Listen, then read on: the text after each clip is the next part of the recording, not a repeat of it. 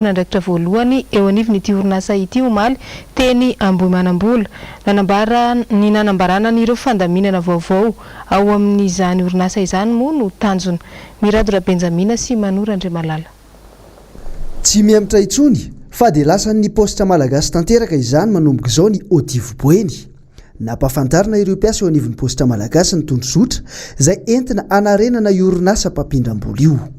Matoa zany ny PAOSITRA Malagasy miditra amin'io dia misy heverina ary azo antoka fa misy tombontsoa ho an'ny PAOSITRA io OTIV BOENY. Ny tombontsoa ho anay voalohany aloha zany dia ny fahafahan'ireo Malagasy any amin'ny faritra izay any ambanivohitra any misehatra amin'izany atao hoe fikirakirana rabola izany.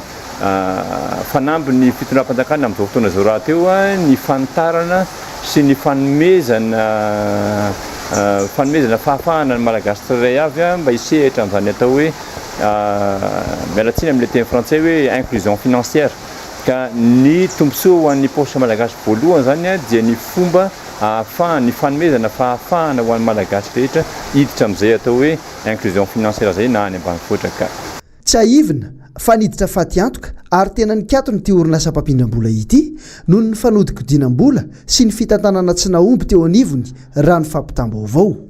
Notakin'ireo izay nananapetra-bola tao ny famerenana ny volan'izy ireo ary saiky ny hitatra ho disadisa mihitsy ny raharaha.